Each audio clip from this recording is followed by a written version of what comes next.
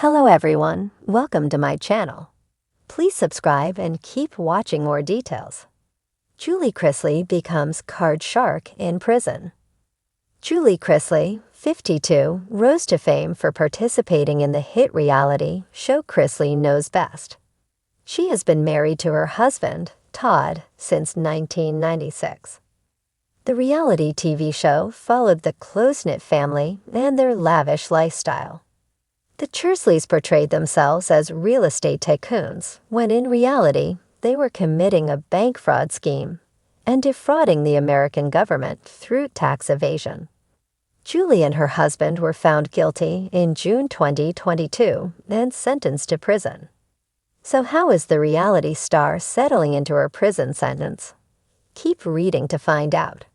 Julie Chrisley convicted of fraud.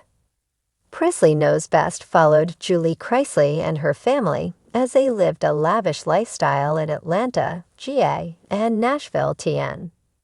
At the height of its popularity, the show had over 2 million viewers and spawned multiple spin-off shows. However, things took a turn in 2022 when the show was renewed for its 10th season. It came to light that Julie and her husband, Todd, had been committing bank fraud and tax evasion. Julie and her husband defrauded banks of more than $30 million in fraudulent loans. They went through a very public trial and were eventually found guilty.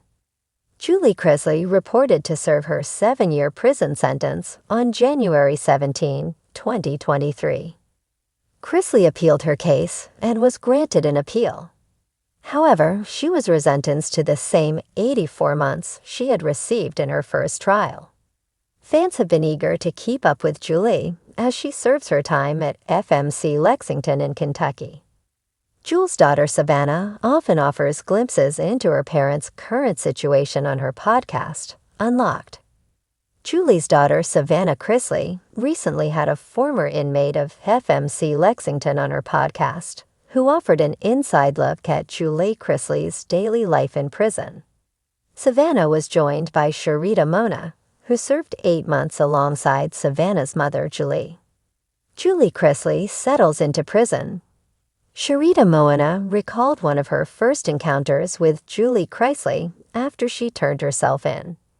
She said Julie smiled, but you could tell she was in deep thought, she shared.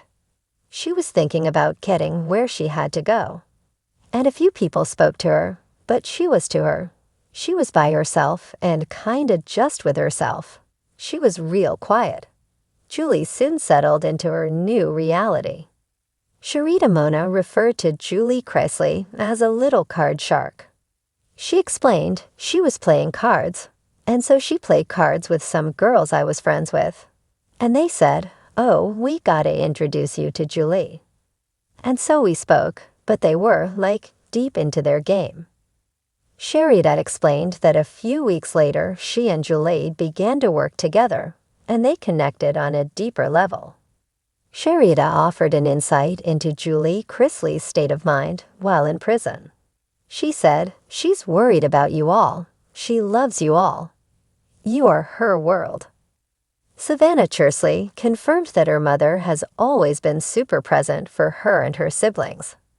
She continued that they never had to doubt if their mom would show up for them.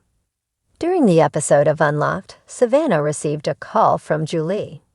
She expressed to her daughter that she was happy she was able to connect with Sharita Mona, and the mother exchanged I love yous with her daughter first stepped into the cold fluorescent-lit halls of Federal Medical Center Lexington.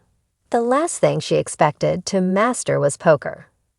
But behind those steel doors and razor-wired fences, the former reality TV matriarch didn't just find her footing, she found her game. It began innocently enough.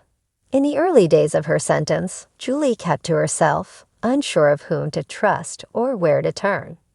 Her days were spent reading, praying, and writing letters to her children. The silence was deafening and the time merciless. But everything changed one Thursday evening in the rec hall.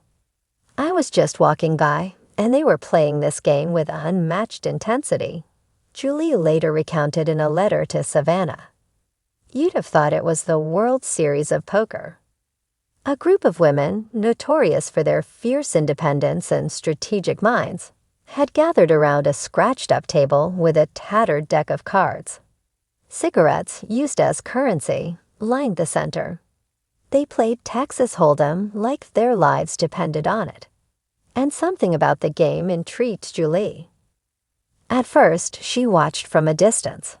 The women were tough, loud, and unapologetic.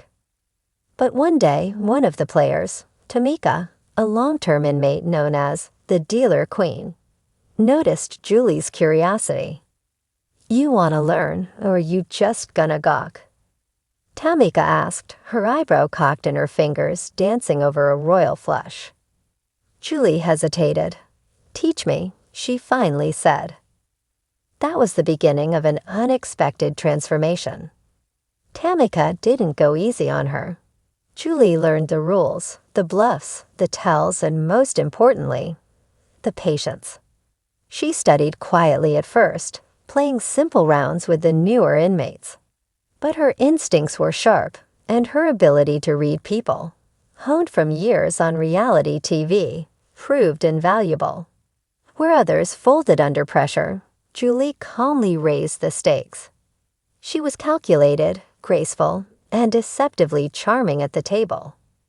Within 3 months, the former Chrisley Knows Best star had earned a new nickname in prison, the Southern Shark. "I never saw it coming," said Gloria, a lifer who once ran her own underground casino operation. She sat there with her sweet voice and her little smile and took me for 9 packs of ramen and a honey bun. Julie didn't just play to pass time. She played to win. And she won frequently. From a honey-glazed oatmeal bar to the coveted extra shower tokens, Julie's poker earnings were impressive. But she didn't hoard her winnings.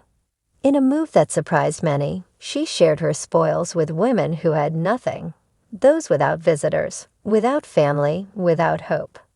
"She'd slide a Snickers into your bunk and act like it wasn't a big deal," said Janice, a quiet inmate serving time for fraud. But it meant everything. Julie's card-playing prowess and generosity earned her something more valuable than raiment or candy. It earned her respect.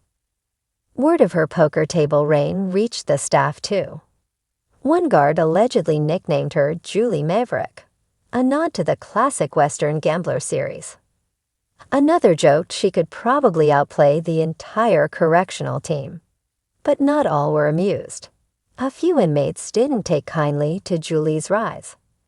"She walks in here like she's a reality queen and thinks she's gonna run the tables," muttered one disgruntled player known only as Denise, double down. It led to a tense showdown one Friday night in what became known as the Rec Room Rumble. A high-stakes game with the entire unit watching. Julie faced off against Denise in a dramatic, silent duel that stretched into the evening. With a pair of pocket aces and the cool demeanor of a seasoned pro, Julie went all in on the final hand. Denise called her bluff wrongly. Julie flipped over her winning hand with the same calm grace she showed on camera while delivering cutting one-liners. The room erupted. After that, even her toughest critics had to admit Julie Chrisley was the real deal. As her reputation grew, so did her influence.